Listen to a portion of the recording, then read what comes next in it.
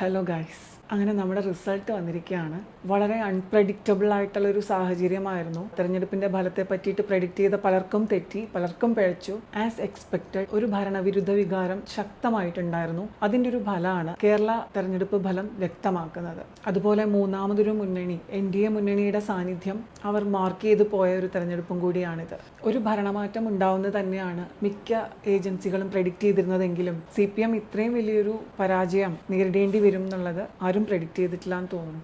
തിരഞ്ഞെടുപ്പ് ഫലം 102 UDFനും 35 LDFനും 3 NDAയ്ക്കും എന്ന കണക്കിനാണ് വന്നിരിക്കുന്നത്. UDF 100 കടക്കുമോ എന്നുള്ളത് എല്ലാവർക്കും ഒരു ആകാംക്ഷയായിരുന്നു. കാരണം അത്രയ്ക്കൊന്നും വരാൻ സാധ്യതയുണ്ടായിരുന്നില്ല എന്നാണ് പലരും വിചാരിച്ചിരുന്നത്. ഈ ഒരു ഘട്ടത്തിൽ 3 മുന്നണികളോടും എനിക്ക് പറയാനുള്ളൊരു കാര്യം, അത് എന്നെപ്പോലെ ഈ നാട്ടിലെ സാധാരണക്കാരായ പൗരന്മാർക്കൊക്കെ പറയാനുള്ള കാര്യമാണെന്ന് ഞാൻ വിശ്വസിക്കുന്നു. ആദ്യമായി ജയിച്ച UDFനോട് എനിക്ക് പറയാനുള്ളത്, നിങ്ങളുടെ കയ്യിലേക്ക് വന്നിരിക്കുന്നത് ഒരു സിംഹാസനം അല്ല, ഒരു പിച്ചച്ചട്ടിയാണ്. അതിനെ സിംഹാസനമൊന്നും ആക്കണമെന്ന് ഞാൻ പറയുന്നില്ല. സാധാരണക്കാർക്ക് ജീവിക്കാൻ പറ്റിയ ഒരു ഇടമായെങ്കിലും മാറ്റാൻ പറ്റുകയാണെന്നുണ്ടെങ്കിൽ തീർച്ചയായിട്ടും അത് നിങ്ങളുടെ സക്സസ് ആയിരിക്കും. നേരെ മറിച്ച് അത് അഴിമതി കാട്ടാനും വർഗീയത കാട്ടാനും ഉള്ളൊരു അവസരമായി കണ്ടാൽ നിങ്ങൾ ഇനി കേരളത്തിന്റെ ഭരണം കാണില്ല എന്നുള്ളത് ഞാൻ ഉറപ്പ് തരുന്നു. ബിക്കോസ് ഇവിടെ ഒരു ഭാഗത്ത് മൂന്നാം മുന്നണിയായി BJP വളർന്നു വരുന്നുണ്ട്. അവർക്ക് ഭരണം കിട്ടിക്കഴിഞ്ഞാൽ അവരത് നിലനിർത്താനുള്ള മാർഗങ്ങളെല്ലാം ചെയ്യും. ഇനി LDFനോട് പറയാനുള്ളത്, ഭരണപക്ഷം എന്ന നിലയിൽ നിങ്ങൾ 10 വർഷം ഇവിടെ നിന്നു. ഇനി പ്രതിപക്ഷമാണ്. വളരെ ശക്തമായിട്ടും ആവശ്യത്തിനുള്ള കാര്യങ്ങളിലെല്ലാം പ്രതികരിക്കുകയും പ്രതിഷേധിക്കുകയും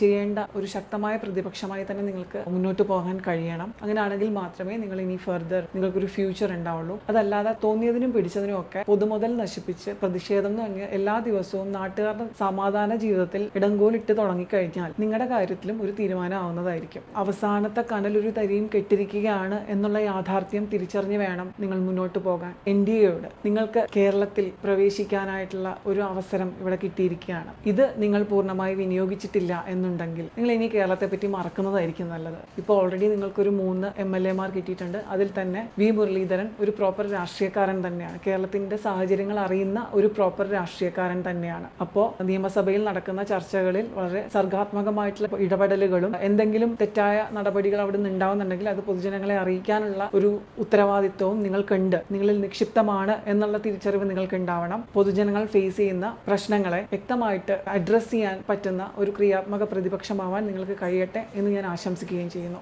അപ്പോൾ തെരഞ്ഞെടുപ്പിൽ ജയിച്ച എല്ലാവർക്കും, എല്ലാ കക്ഷികൾക്കും എൻ്റെ അനുമോദനങ്ങൾ, എൻ്റെ ആശംസകൾ. അതുപോലെ തോറ്റവർ, ഇത് ആത്യന്തികമായ തോൽവിയല്ല എന്ന തിരിച്ചറിവിലേക്കും കൂടെ നിങ്ങൾ എത്തിപ്പെടണം എന്നും കൂടെ ഞാൻ ആവശ്യപ്പെടുകയാണ്. അപ്പോൾ ഈ വീഡിയോ ഇത്രയേ ഉള്ളൂ. അടുത്ത വീഡിയോയിൽ മറ്റൊരു വിഷയമായി വരുന്നത് വരെ tata, bye bye, see U.